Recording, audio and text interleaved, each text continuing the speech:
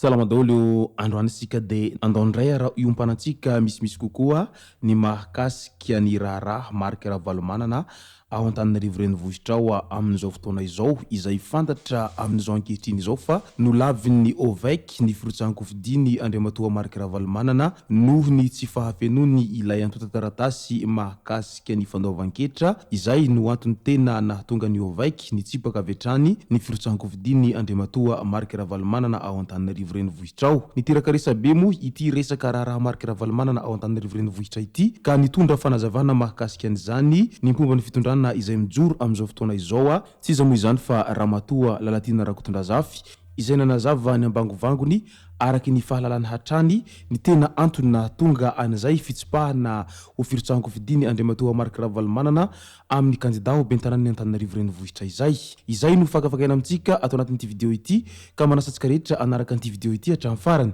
azadino ny milaiky ny video antsika ary tsarovy hatrany ny miabone amin'ny chaîne antsika mba ahafahanareo manaraka tsy tapaka ny video zay lefa misesy tomatobata gasy toy izao ny fanaovana azy tsy ampendrela moa isika fa avy hatrany tonga de vavany ndao ary nanaitra ny maro ary nalaza be eraky ny tam'zotseretsera Facebook mo ny tsy fahafahany Andriamatoa mariky raha valomanana hirotsaka ho bentananany Antananarivo renivohitra izay satria taoriana naterany an'ilay antota-taratasy mahakasika ny firotsahan-kofidiny teny amin'ny OVEC dia fantatra fa nolavin'ny OVEC izay firotsahan-kofidiny izay noho ny antony tsy fahafenona anireo antota-taratasy rehetra ilaina amin'izany tahaka an'ilay certificat fiscal izay hoe fandovan-ketra moa izany izay tsy nisy tao anatin'izay antota-taratasy natiriny Andriamatoa mariky raha valomanana teny amin'ny OVEC izay nefa izay dia tena zava-dehibe amin'ity fifidianana bentanana amin'ny taona 2024 ity ary nanamafy ny mahakasika ny tena ilana an'izany moa ny avy eo anivon'ny OVEC sy ny CENI amin'izay mba hisiny mangarahara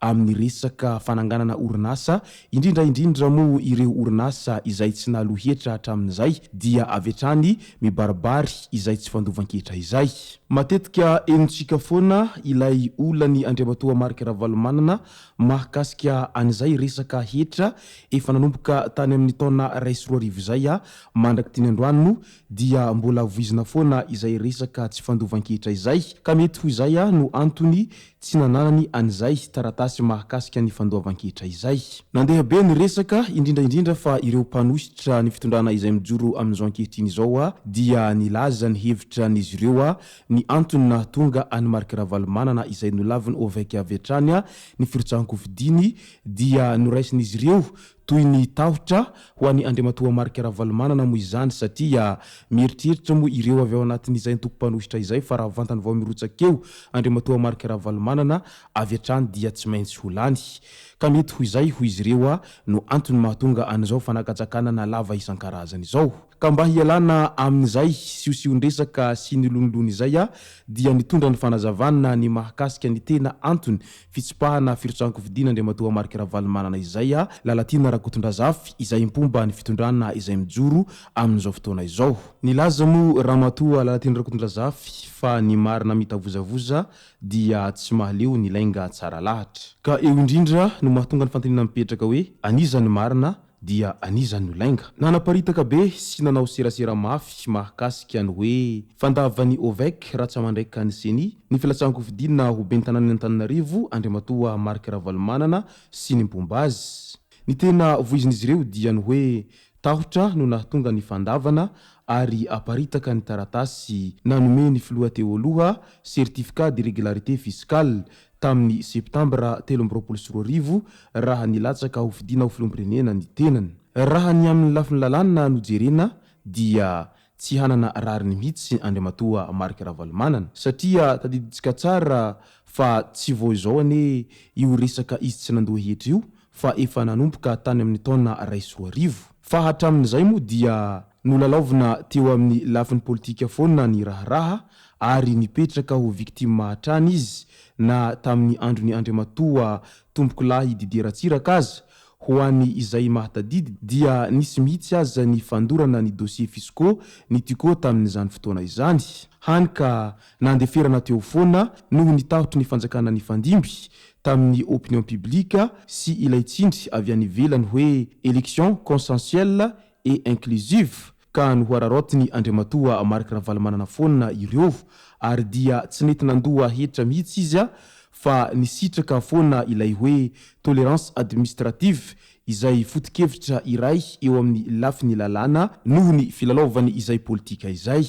Ny atao hoe tolérance administrative nefa tsy zoka hoe tsy maintsy hisitrahana fa afaka mampitsahatra izany foana ny sampandraha raha-panjakana voakasika an'izany. Ampatsivo kely fa vao nivoaka ny daty mpifidianana ben'ny tanàna dia efa namoaka fanambarana ny foibe mpitondrana momba ny hetra na DGI na nazava mihitsy mikasika ny resaka fandaovana hetra ho an'ny kandida te hilatsaka ho fidina ho ben'ny tanàna izay. Raha olom-pirenena modely sy madio fo Andriamatoa Marc Ravalomanana dia tokony nanao régularisation ny hetra tsy nalohany izy. Fa tsy nanao izany izy ary tsy hanao izany raha ny fahafantarana azy. Fa mbola mihevitra foana hitondra ny raharaha aty amin'ny sehatra politika tahaka ny fomba fanao na hatramin'izay 13 taona mahery nisy any io olana araketra io izay. Ny malagasy moa olony fo dia halahelo azy rehefa mody manao victime izy ary mivoy ny hoe matahotra ny filatsahako fidina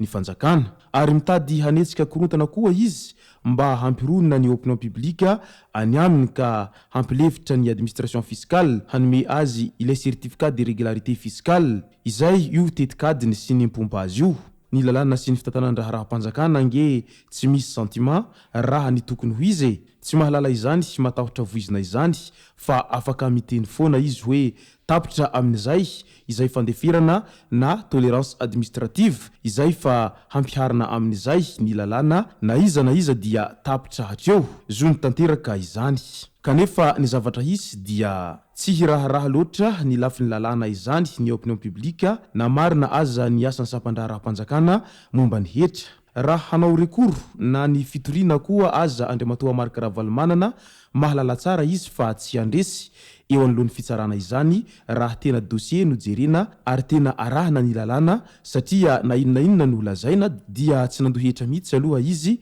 efa nanomboka tamin'ny taona 2010 ny poahany izay resaka voalohany izay. Na ilay fiarovantena hoe tsy misy ifandraisany ny hetra manokana sy ny hetra ny orinasa izay nivozina antaratasy hoe note de consultation juridique aza tsy mitombona anatin'ny fitakiana hetra izay recours fiscal ary azo iadian-kevitra tsara araka ny lalàna raha anatrehany fitsarana. Fa adina serasera na guerre de communication ihany no misy ka nahatonga ahy nilaza hoe raha mitavozavoza ny serasera ny sampandraha raha-panjakana tsy haleo ny serasera ny mpomba an'Andriamatoa Marc Ravalomanana mihitsiny izay efa havanana amin'ny izay resaka serasera izay na filaza marina amin'ny ampahany na fanelezana tsaho mihitsy aza. Marina amin'ny ampahany ho iaho izy satria ireo mahalala tsara fa misy ny fanazavana tsara ilay taratasy certificat de régularité fiscale aparitany iny hoe naninona no nahazo aniny izy tamin'ny taona 2024 na dia tsy nandohetra azy fa mazava ho azy tsy hoentina amin'ny mpomba azy sy ny ampahabe maso mihitsy izay fanazavana izay satria ho rava eo daholo ny stratégia izay ataony. Dia tsotra be hamafiso ny serasera ho an'ny sampandraha raha-panjakana momba ny hetra azavao mazava tsara amin'ny vahoaka ny tena zava-misy marina dia avelao ho afaka handinika ny vahoaka dia tokony tsy avela mihahaka fotsiny ilay fitondram-panjakana fa arovana raha manana ny marina ny ankilany manesika mafy amin'ny serasera na misy mauvaise foi manifeste tahaka ny nahazatra azy ireo hatramin'izay ny andaniny asa mbola sahirana amin'ny zavatra hafa mihitsy angambany. Ny vahoaka moa mitazana mbola miandry ny vokatry ny fidinana ifotony marobe sy ny fitsidihana sampandraha raha isan-karazana hatreto sao ho lasa marina mitavozavoza ka tsy mahaleo lainga tsara lahatra ho iatrany Ramatoa Lalatina Rakotondrazafy. Eny ekena izay fanazavany Ramatoa Lalatina Rakotondrazafy izay araky ny fazahony azy fa aoka kosa samby hilaza izay avy any am-pony sy izay marina rehetra ny tsirairay na ny andaniny zany na ny ankilany na ny pomban'ny fitondrana na ny mpanositra dia anjaran'ny vahoaka no mitsara ilay tena marina sy izay tena zava-misy marina ao anatiny izay rehetra izay fa lasa resaka adilahy politika lava tsy misy fiafarana mantsy ity raharaha mahakasiky Andriamatoa Marc Ravalomanana sy Andriamatoa Andry Rajoelina hatramin'izay ka hatramin'izao ity ka dia andrasantsika eto ara izay tena marina mahakasika an'izay raharaha politika an'izy roa lahy izay sy zay moa no masaka azonarosy tao anatin'ity vidéo ity tomboko lasy tomboko vavy misaotra antsika rehetra nanaraka an'ity vidéo ity hatramin'ny farany azadino ny milaika ny vidéontsika ary tsarovatrany ny miabone misainantsika mba ahafahanareo manaraka tsy tapaka ny vidéo zay lefa ny am'sisy tomboko lasy tomboko vavy mankasitraka dia mirary soa.